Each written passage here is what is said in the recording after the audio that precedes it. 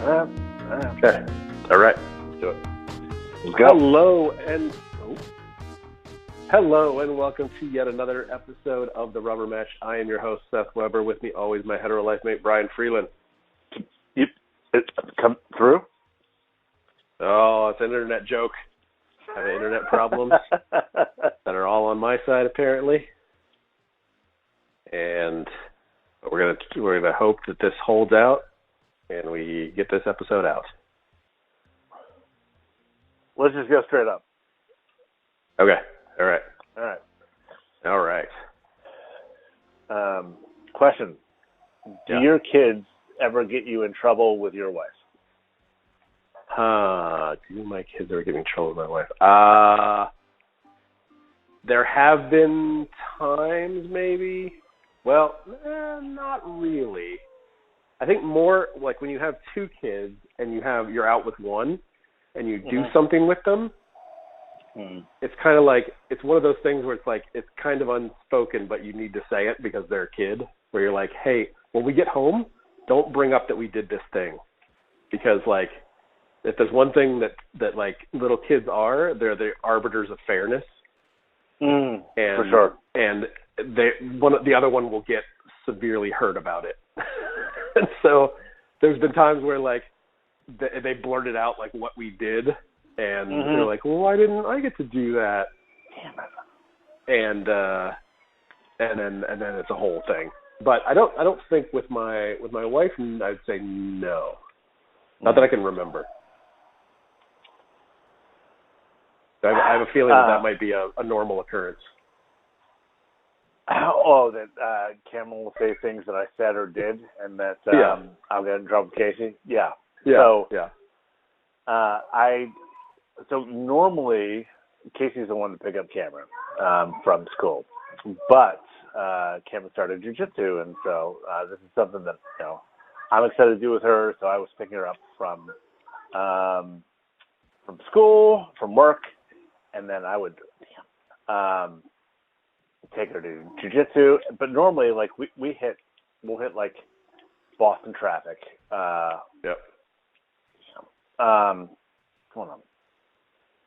on the way at, it gets done at like 5:15, and we live south of the city, so we're getting traffic. Well, there was a lot of traffic, and she was upset, and granted, I didn't bring her a snack, and so I said to her, Cameron, if you don't stop crying, I'm going to pull the car over. I'm going to put you out into the woods with the wolves. Oh no! Okay. Now I apologized. Yeah. Before we got home, and I thought we were good. But I also feel like I know the feeling of that comment. Like that's a end of your rope type comment. Yeah. Like you've exhausted all other possibilities at that point, and you're just kind of like, what is going to make this stop? Yeah. Like she was like calling out for mom. I was like, is mom in the car? No. Yep. So who are you calling out for? Like, I'm only one here. Only one here. Yeah. Do you want to call mom on the phone? No. Do you want to FaceTime her? No.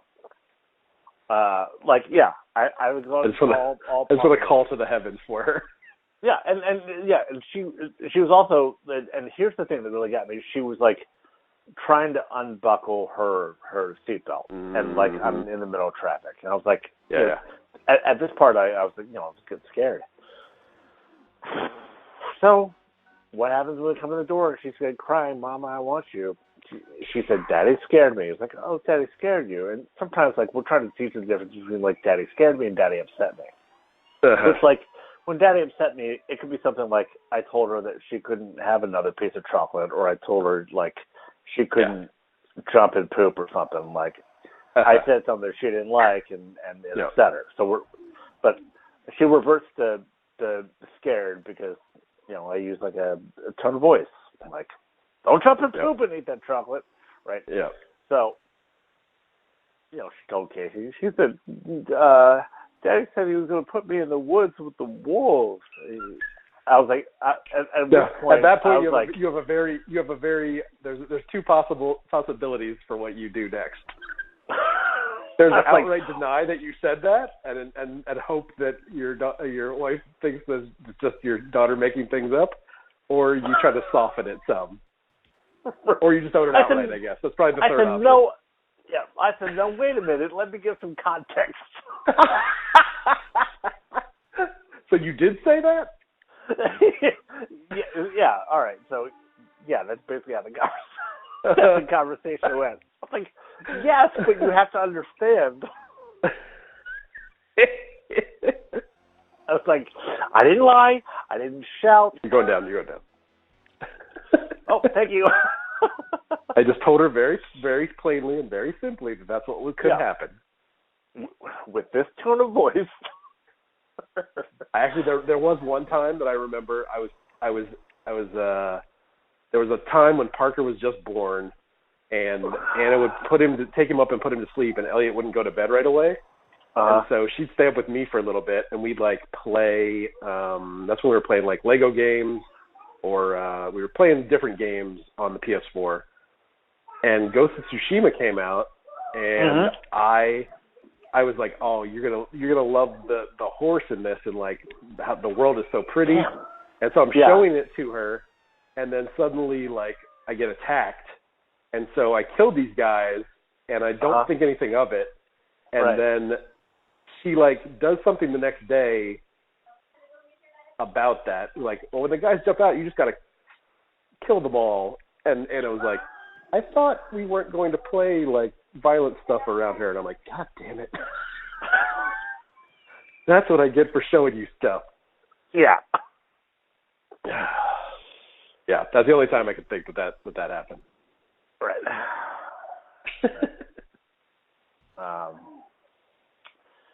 So yeah, I was, that's, dealing with that. And so I think I was telling you earlier, before we started the show, that I quit my job. Yep. And I had been teaching fourth grade multilingual learners. In the fourth grade, I was a co-teacher here in Boston. And, it was the right decision. Yeah.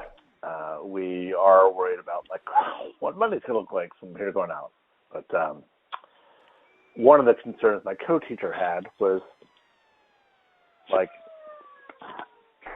let me backtrack. My entire career has been focused primarily on higher education, where I haven't had to deal with parents, and the students have been adults. And I could basically, I say this with a caveat, I could basically say whatever I wanted, because the two most like secure positions are either like you have tenure or you're an adjunct and you don't care. And so I was the latter. And I once told a joke so good that HR wanted to hear it. And I didn't work at that school again. Yep, that was me. No, that was you. It was Patrick. So, I struggle with speaking to 10-year-olds in a way that's developmentally appropriate. Like, even when I'm not, like, trying to, like, make a joke or be off the cuff or, like, funny. It's just,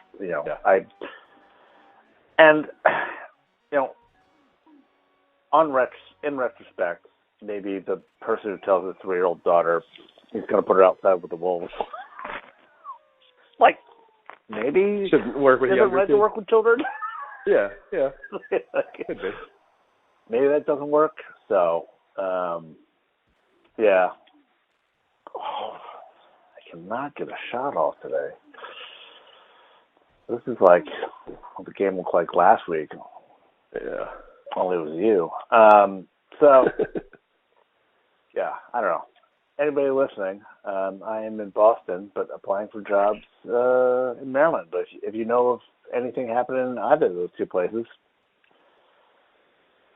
do we have an email address? How do people get in touch with us? We don't right now. You can point them to the Instagram. You can point them to the Instagram that you run.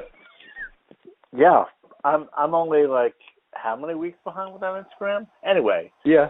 But they can send a message there. They can send a message to the Rubber Match. Or you can drop a comment. You can drop a comment below. as they say on the YouTubes. That's true. You can do that. I appreciate that. So, maybe not a job. Don't forget to smash that like button. Right. And don't forget to maybe not a job working with young kids. Like, part of me was like, I told my wife, I was like, hey, should I, like, try to get a job at Cameron's preschool? And you could probably save on money there. And she's like, I don't think you should be around young children. I was like, fair. Okay. and that's coming from the person that had one with you. Right. And,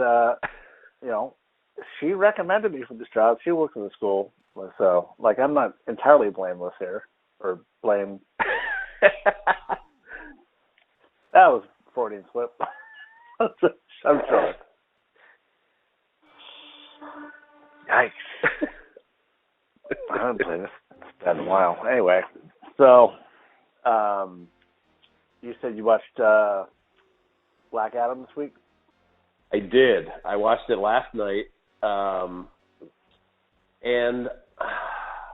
I would say that I haven't. I've watched most of the DC stuff, and I haven't particularly enjoyed most of it. Yeah. It feels. I don't know. It feels like a cardboard cutout of a superhero movie. Like, from a certain angle, you're like, oh, yeah, that's right. And then like, you look behind it, and you're like, yeah, there's nothing really here. Yeah. Or it's just very flimsy. And that's kind of what I felt like for this one, but it did, I said that they, like, ratcheted the action up to, like, 100 compared to the other ones. Sure. Like, the action was, like, fucking balls to the wall, like, nuts. Yeah. The money is on the screen. Right. Maybe dial it back. Yeah, possibly. And focus on the story a little bit more? I don't know. Yeah, I mean, he doesn't show up for, like, 15 minutes. I guess it takes about 15 minutes. It's like 15 minutes of, like, solid exposition. Where I'm like, oh, man. Like, it's just loaded down with, like, characters that I'm like, I don't really care about any of these people. Yeah. And, like, I liked the approach of him. It felt almost kind of like a Hulk movie, in where, like, he's sort of seen as a threat, and the Justice Society, which has not been introduced anywhere else from my recollection, comes to like, make sure he's not a threat. Like, they haven't shown up anywhere else. I know Hawkman hasn't. No, the Justice Society hasn't. Yeah, they just trotted that out like it was like, oh yeah, this is a thing in this universe. Is a thing. Yeah. Yeah. I mean, I like seeing Pierce Brosnan in that role. It was kind of cool. Yeah, and I'm a big fan of Dr. Fate, so I like seeing it. But it's also here's the funny thing. Like, everything that we saw about Dr. Fate in the movie seemed like it was derivative of Doctor Strange.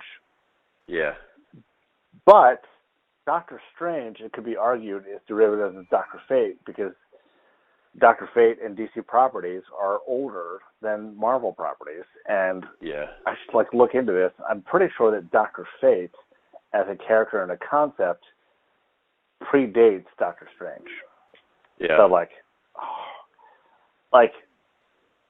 for people to say, like, oh, it's just like the same kind of magic and concepts and fractals that we saw with Doctor Strange. Like, yeah, that's true. Like, I would like to see something different, but I mean, I kind of feel like it's always seemed to me like, obviously the DC Comics work in print to some extent, whether you like them or not. But, like, I think the main problem with them has always kind of been, like, the threats you need to establish for them, because, like, the majority of the DC universe are gods. Like, that's the problem. Like, the threat level that you need to have for a god is so out of touch with, like, everything else. Sure. That, like, it's just not, like, it just becomes that, I don't know, it's kind of the same issues that the Eternals ended up having. Right. Like, like, they did it with Thor, but they also stripped powers from him. Like, that's the only way you tell a god story to make him relatable. Right. And that's why I am interested in Hawkman because like is he an alien or he's a I think he's an alien. Yeah. Yeah, he comes from like a different planet, right? I thought he did. Yeah. From like the cartoons. That's what I remembered. Yes, that's right.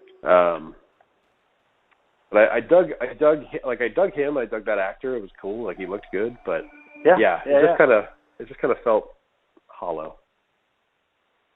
That was an ass whooping.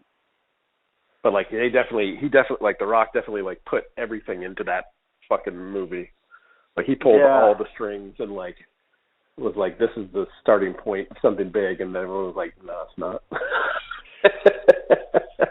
Nah. Yeah, there were even some stories that like maybe they leaked and overhyped their own movie to like try to get a rage about it, even like as like nobody was like hyping this movie other than like The Rock and his hype team. So yeah, I I can't believe that went in. Hold on. I'm gonna change my goalie. Who's the goalie I like? Tuca? I don't know. And like the fact that they got Henry Cavill in to like do the cameo at the end was like, all right, well, that's cool in a universe that like it's not a thing anymore. All right. Henry, you're up. Just kidding. James Gunn says like, oh yeah, I got approached by this weird guy in a Superman costume. I don't know who he was. God damn it. So yeah, I watched that, and then I also watched The Menu. Yeah, what'd you think? People really divided about this movie. Yeah, like I've seen a lot of people that thought it was like fun or at least like a good time. And the more I think about it, the more I compare it to Falling Down. Okay. A little bit. I'm not. In as much as like you have to explain that. Well, like Falling Down is a movie that I'm not allowed. Wait, did you pull your goalie? Yeah. Oh. He's been out the whole time. Oh. So I'm just terrible tonight. There it is. Okay.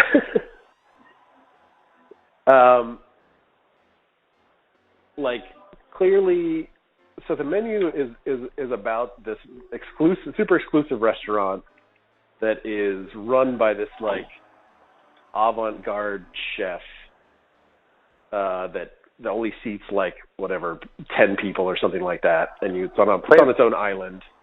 Played by Ray Fiennes, who's just like showing up for a paycheck.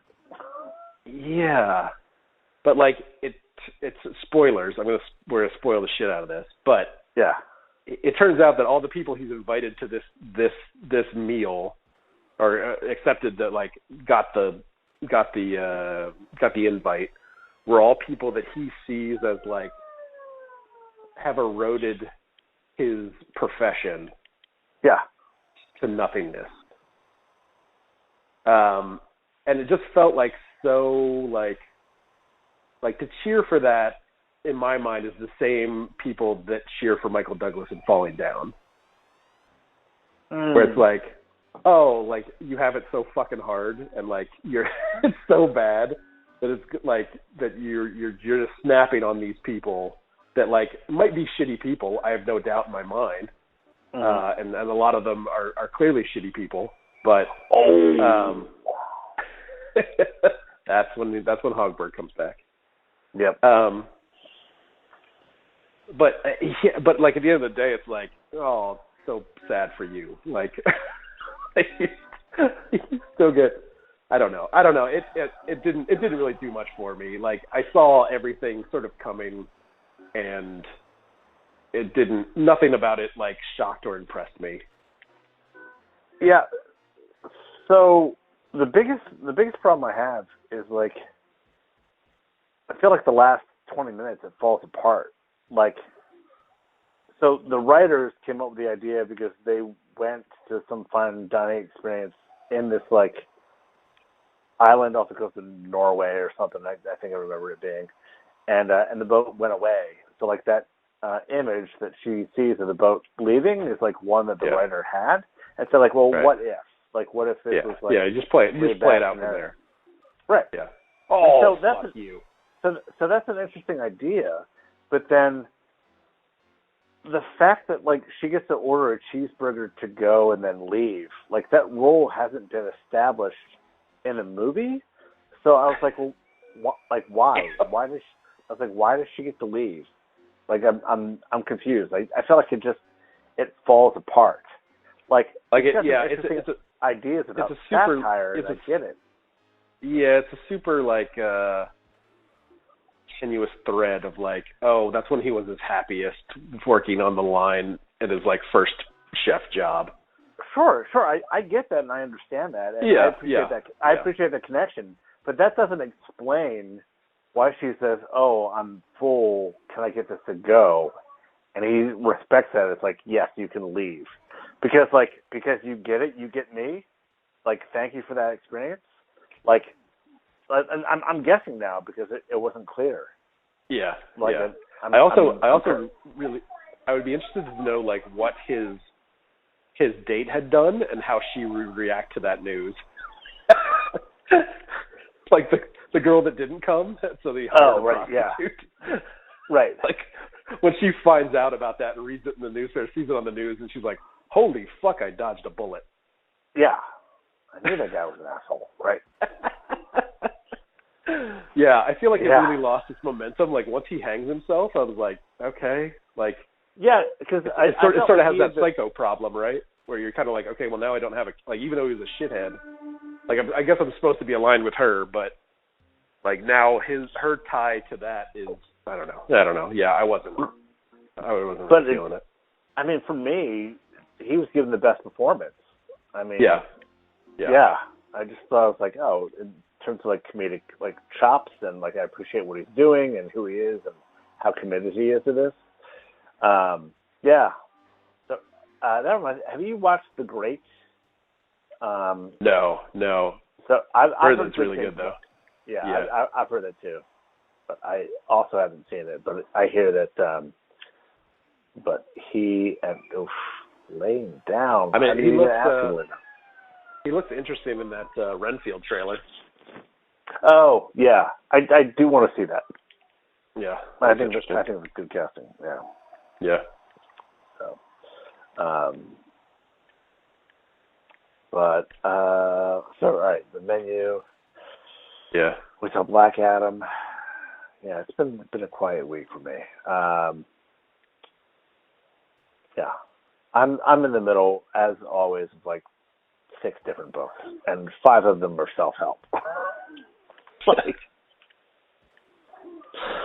so, but you were telling me about the show, and it was Hulu? No, Peacock. It's on Peacock. Yeah, it's on Peacock. Right. It's called Paul T. Goldman, and I'd never heard of it before. And Justin McElroy talked about it. I feel like I'm always talking about them, but I listened to 2 of their podcasts.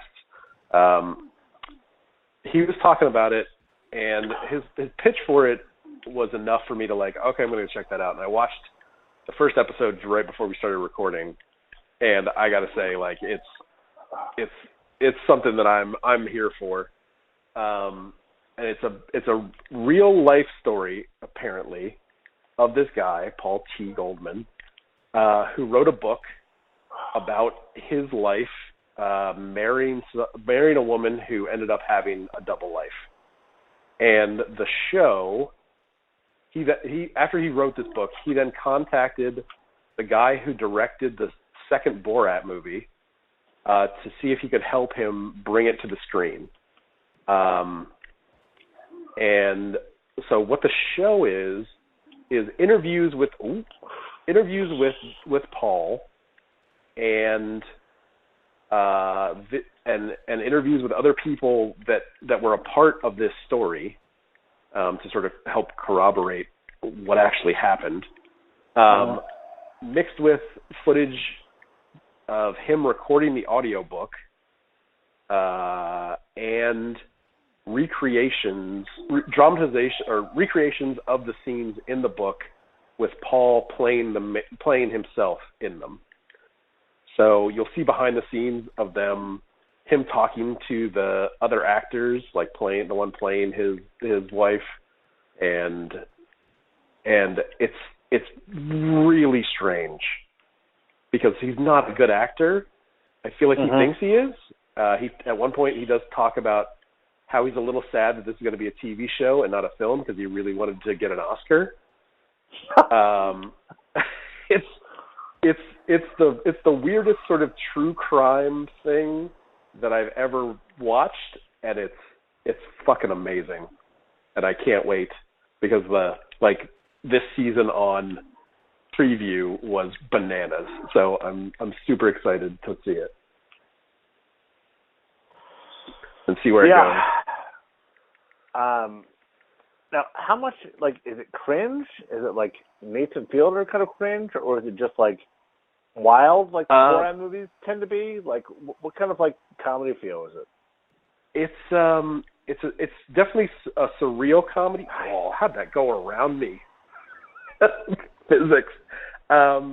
It's definitely surreal. It's a bit.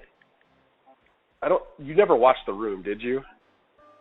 No, I have not seen The Room yet. So it's kind of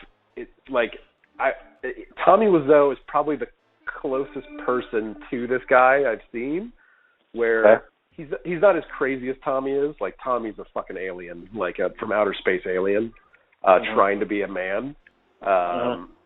This guy feels like a guy you would see at a casting session in Hollywood that goes to all the casting sessions or is at a actor's workshop because he's really trying to land that big role. Sure. But he never will because he's a middle-aged dude that's losing his hair and he just can't act. But it's just weird and wild, and to see him, you could tell that one of the conditions clearly for him doing this was that he got to play himself. But that just makes the scene so weird and awkward because he's just smiling almost the entire time. He's just happy to be there. And when he's talking about how his wife makes him write these checks to BCBS, Blue Cross Blue Shield is what she's saying it is, but it's not. And she's clearly stealing money from him. But he's just smiling in the scene about it. And you're like, you don't understand what's happening in this scene? And the director has to remind him to not smile during this part where he learns this information. And it's fucking weird, man. He's learning the information in the scene? Yeah, and he's got this for the first time? Oh my God! Well, no. Oh, okay. It's the scene where he learns it for the first time, but he's playing it. So but he's just you could just tell he's just happy to be there. That all the attention's on him. Sure. It's just real strange. It's real fucking strange. They're being very earnest with it, and they're letting his weirdness be the star, and I kind of love it because he's a weird guy. He's a weird guy. God damn it! Oof. Oh. All right. We might get our rubber match tonight. Yeah, it's certainly looking that way. Yeah. Yeah, I feel like there definitely is something to once if you get 2 or 3 in a row, I think the team just the momentum of it shifts somehow. Yeah. It'll be great if we could find. Oh fuck! I think I hit that in. Wow. I'm pretty sure I hit that in. Probably. Pretty sure.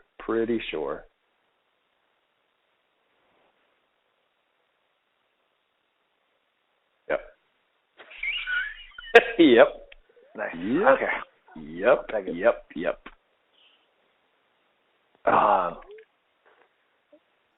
It would be great if we could get somebody who worked on this game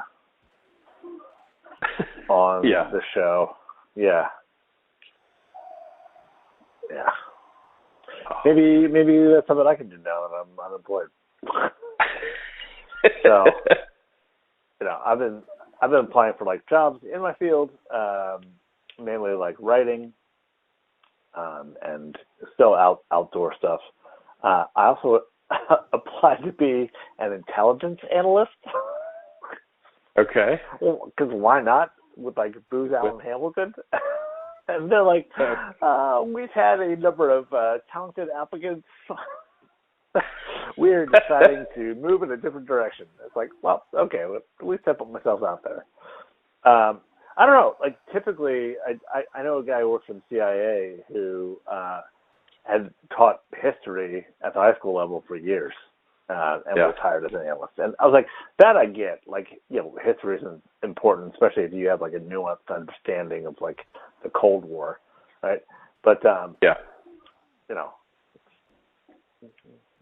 maybe not someone who, like, really knows how to deconstruct a short story. I don't know. You're like, hey, I watched The Old Man. Yeah, exactly. You know what's funny? I didn't even finish the last episode. Like, I still need to finish it. I stopped too. I didn't finish it. Yeah.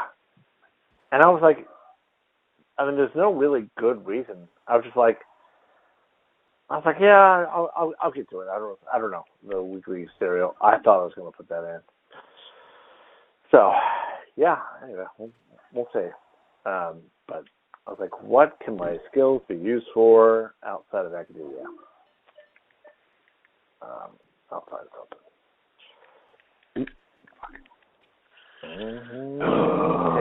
Take it on up. Well, we'll have a rubber match.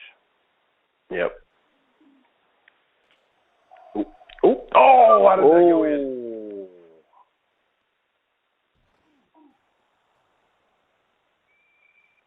All right. Face off at 2 seconds.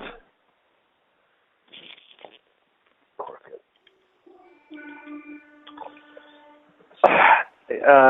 So you gave me 3, right?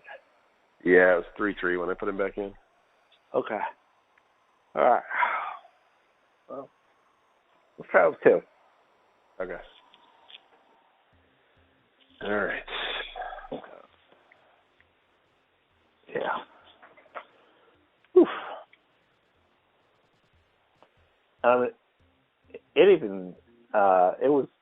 It was tough for me to get those first 3. I was like, we were a couple minutes into the first period before I realized he'd be on the goalie.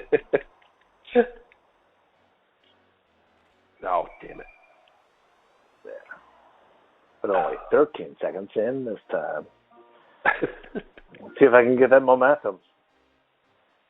Yeah, that's the killer. You know what? Stop that.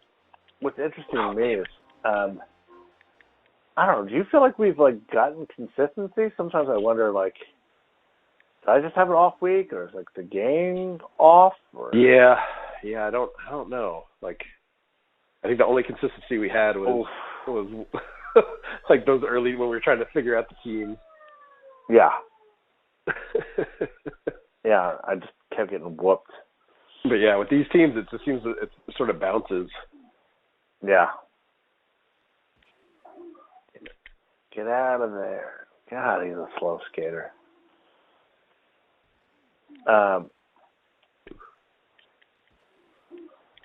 Yeah. Damn it. I would hope so.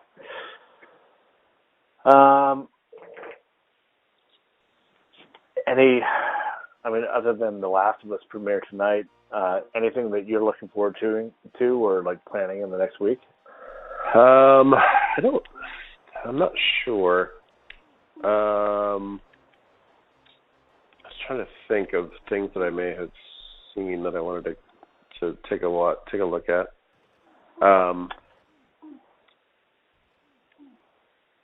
No, I don't think so. That's the number one on my list now. I don't know if with HBO Now if that'll be available tonight or I have to wait till tomorrow. I think it's released the same time. I think so. Yeah. I know Go, right. but when they had that Go app, then it was the next day. But I think the Now one is the same as the it actually showing on the channel. Damn. Well, all right. So I want to go back and talk about the menu a little bit. Okay.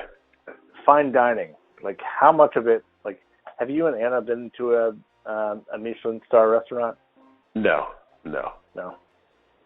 I don't think we have either. Yeah, I don't. There's like are there Michelin star restaurants in Austin? Not that I'm aware of.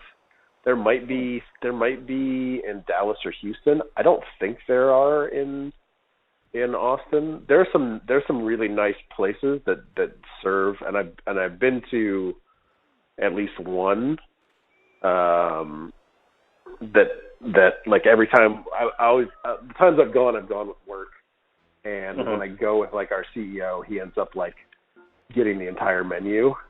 And, like we just like get little bits of everything.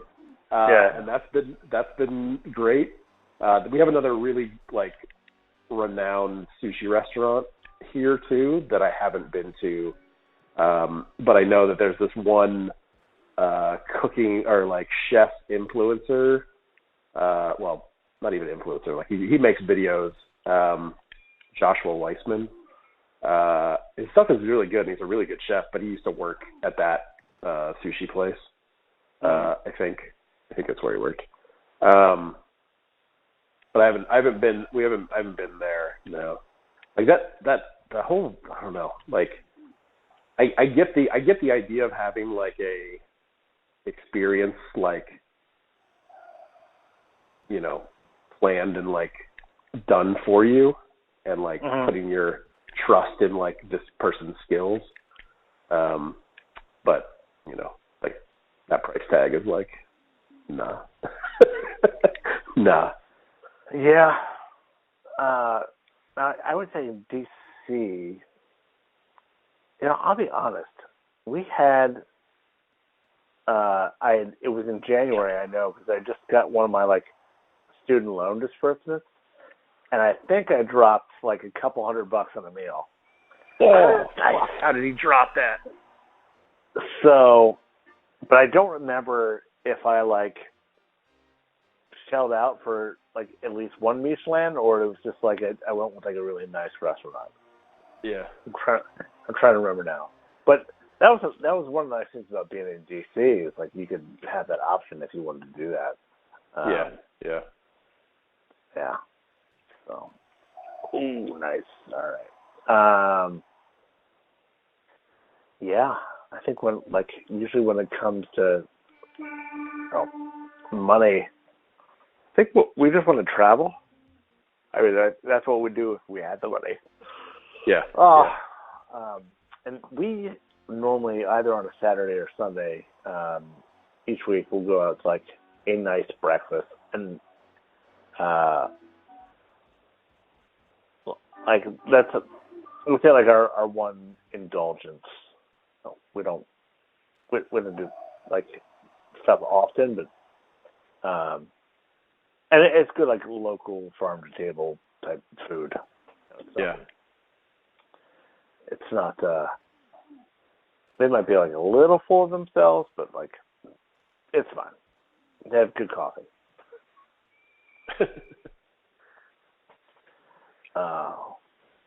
Yeah. I'm getting to a point now where it's like I've had a lot of jobs. I think like 10 years ago I had counted and it was like over 30. Yeah. And I'm at a point where it's like I am ready to be done with this. Like, I do not want this to be a reality anymore. It makes tax time very difficult. Oh, like, sure. Like having to track down like all those different W-2s. Yeah. And like 4 different 1098s from different loans. Yeah. Every year it's a process. And it's expensive.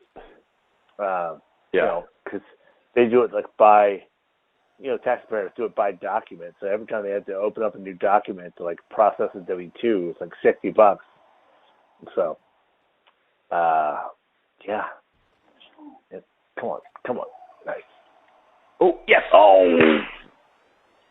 Fucking get in. You know, when I was watching the menu, the thing that I kept thinking about was, did you ever see The Platform? No, I haven't. It's been on my list. Oh, I haven't. Fucking hell, man. That movie is fucking intense. It's intense and unsettling, and damn, it's good. It's real good. Yeah. And it was like I feel like, I mean, it's definitely like a like levels of society, allegory. Yeah. But it's fucking brutal and savage, and that's all I kept thinking of. And I was like, this is the kind of feeling that I think they want, and they're not going to get it because they don't like what they think the line is, and whether the line actually is two different things. Yeah. And like having a sous chef shoot himself in the head as his dish, I guess, or whatever, or like start of his dish is tame. So that part about like it being theater, like I appreciated, because there were a bunch of like I forget who it was, but French surrealists, when they were doing a like surrealist poetry and surrealist theater, and I'm pretty sure, kind of in the vein, and we saw it a little bit. If you ever saw, was it Birdman? What was that movie with Nicolas Cage? Well, not with Nicolas Cage, with Michael Keaton. Michael Keaton. You know, when he like shoots himself on theater stage. Yeah. So somebody actually did that. So I appreciated that, but it's just, I was like, that's a question. Like, yeah, as a dish, like, can theater be a dish? I don't know. Damn it.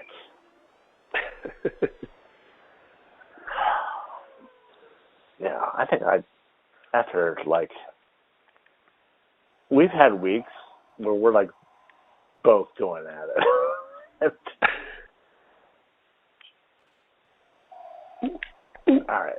Oh! Damn, he took 3 shots on that. I know.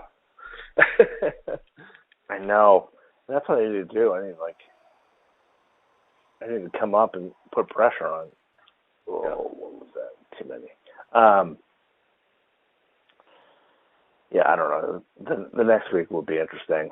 I honestly, from teaching, there were so many decisions I had to make for, like, kids, that I'm kind of thinking that I would want to do something like more rote or routine or physical, so that I can save all the thinking for dissertation work in the evening.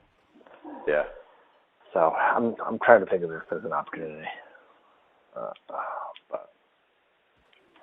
I'd say that routine can wear too. Like that's something that's, it wears like a groove.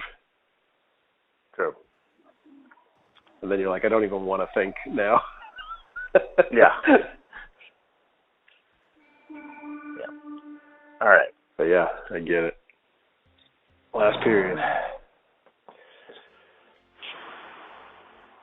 That's a long one.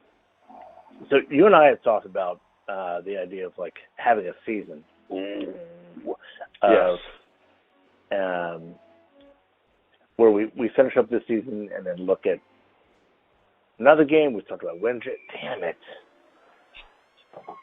We talked about Windjammers. Yep.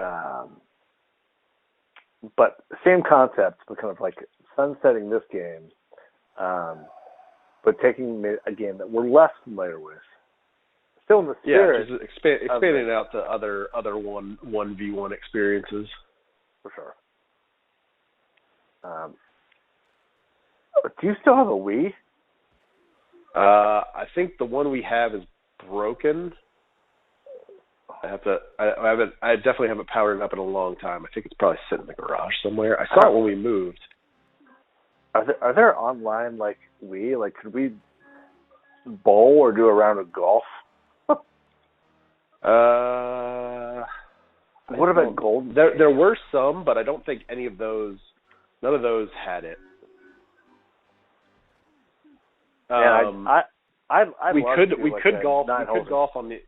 We could golf or bowl on the Oculus. Oh yeah. Yeah. That's something that could happen. Huh. All right. That's a possibility. I had totally forgot that we both have one of those. Yeah. Yeah, that could be something. I have a list of PS4 games. I have a list of Switch games. How would we film that? Would people be able to watch it? Yeah, I can. You can record the Oculus footage straight from the headset. So it would be similar to this, except like I use like a capture card to do this. So like run the PS4 into the capture card and then into my computer. So that one we would just save the clip with like us talking on the mic. Although my Oculus mic I think is a little messed up. We could still do it the way we record the audio now if we wanted to. And then we'd have the footage. The thing about the Oculus footage that's weird is it captures it as a flat image, even though it's clearly like a 360 degree image.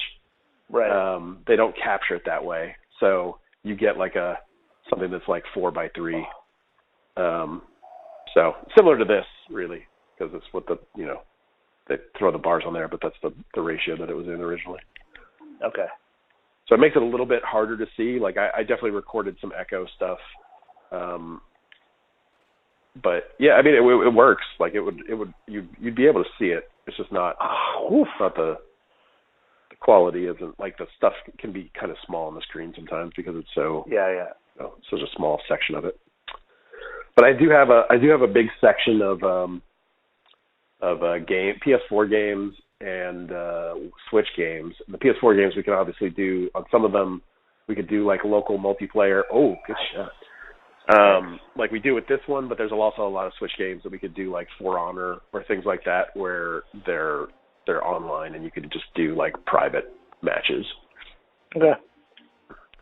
And there's some that are free and some that are obviously we'd have to like buy the games. But yeah, we can narrow down a list and then we could maybe we could put a poll up on the page and see if the 8 or so people that watch the show regularly have any particular game that they want to see us play next. Yeah. For the next do we season. know anything? Do we know anything about the 8 or so people? I know that one of them clicked on it by searching dildos in YouTube. For our let's talk about our that. post-Christmas episode. I wonder what's going on there.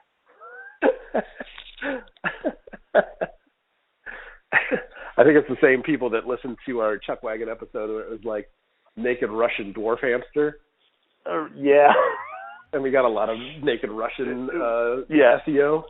We got like 600% uptick in downloads. Yeah. Like, what is going on? Like, oh, okay, that's right. I forgot the internet was a perv. Of course it is. Yeah, of course it is. And so this episode is called Butt Stuff. Yeah. Oh man. Well, I got walloped. Yeah, that last game was close. Last game was good. It was back and forth. Yeah. Yeah. Yep. Yeah. The second one wasn't bad either. What's that? Oh yeah, I guess second one I did well. You're right. Yeah. It was just wait, did I even score in the first game? I don't think you did. I don't think you did. It was a shutout. That might have been since early on. I don't know if we've had one of those in a while. I know. Jeez. All right.